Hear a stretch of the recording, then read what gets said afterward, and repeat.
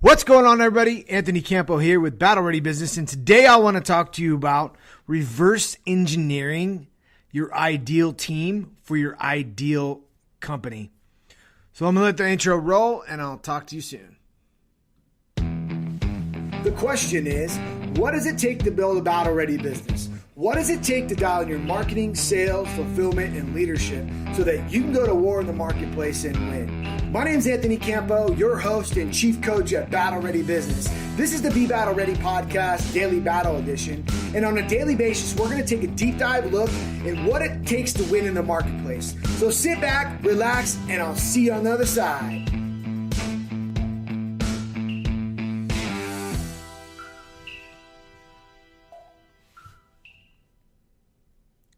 All right. I was having a conversation with a business owner yesterday in asking them where they're at and where they want to go.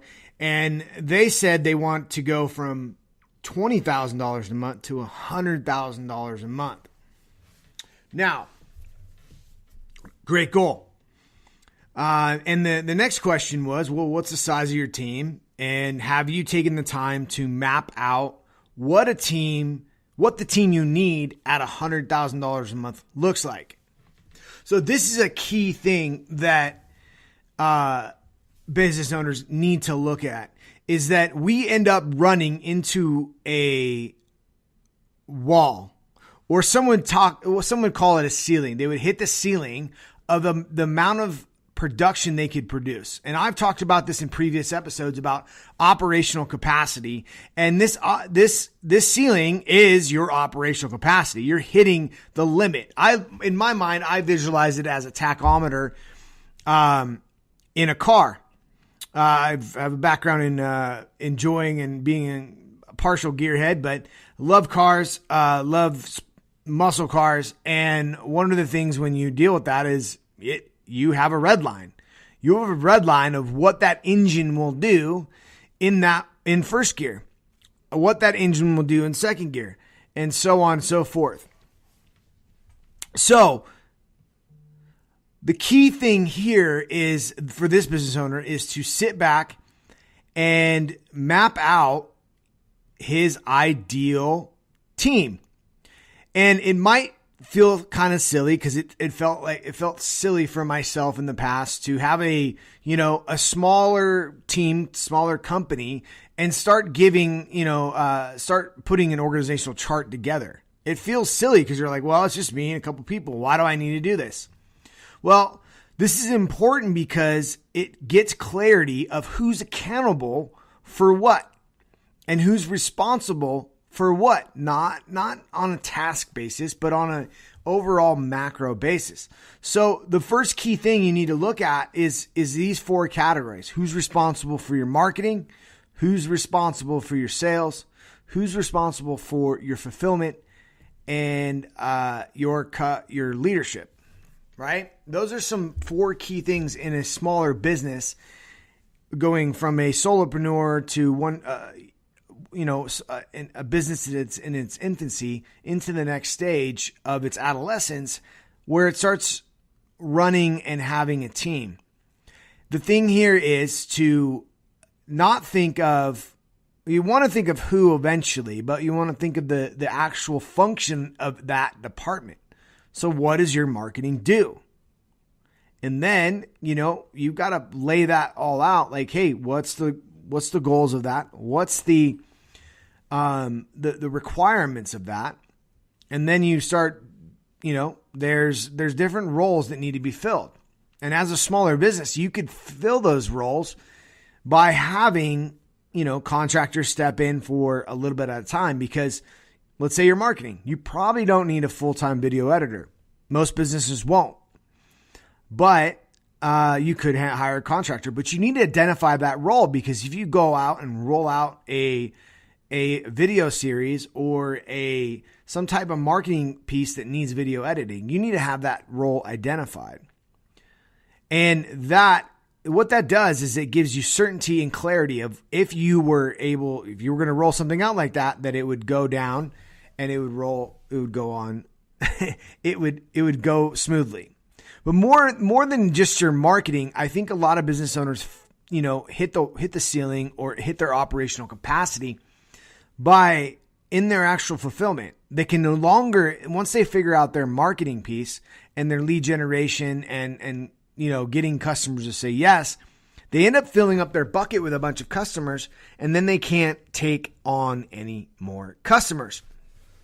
And the key here is identifying what that function does, aka what is your proven deliverable, proven process, and what does, what are the team, what are the players on that team in that department that you need?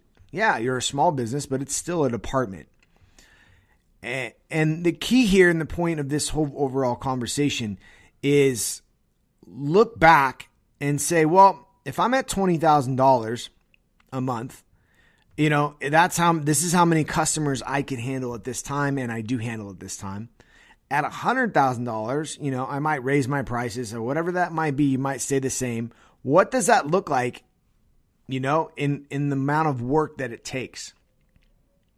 And that'll tell you, the team that you need, the amount of hours, all that. And you basically reverse engineer the production needed to go out and fulfill upon $100,000 a month.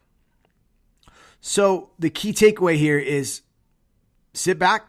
What does that structure look like?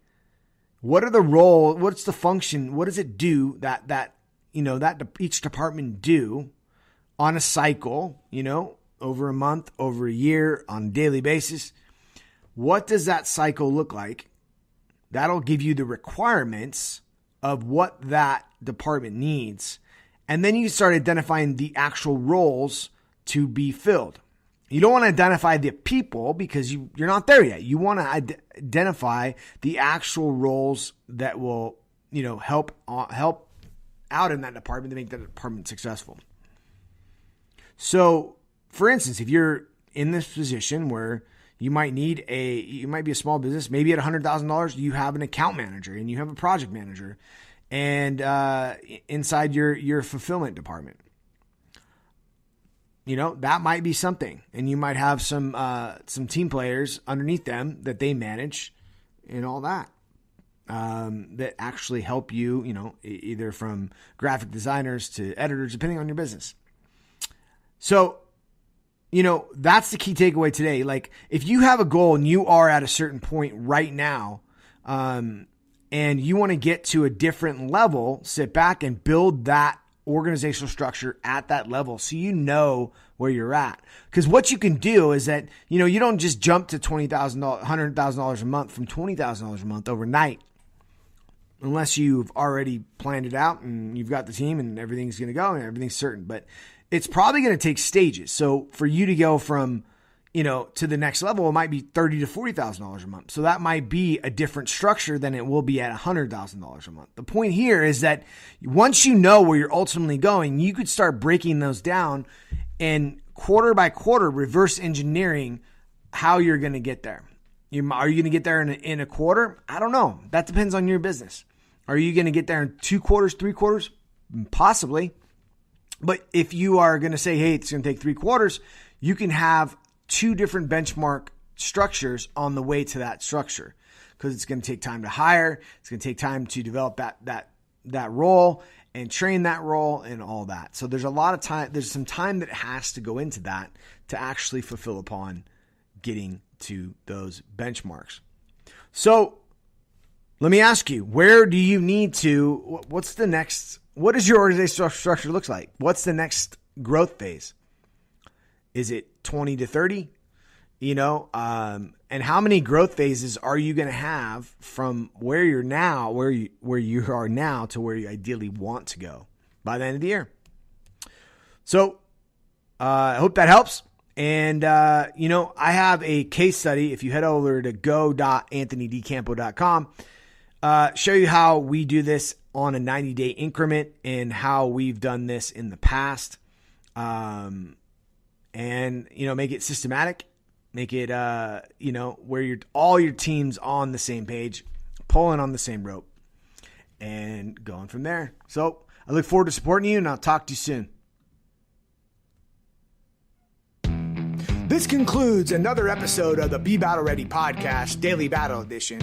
If you're a business owner with 3 to 20 people and you want to build a battle ready business so that you can go to war in the marketplace and win, head over to battlereadybusiness.com/go to get the conversation started. Other than that, I'll see you next time.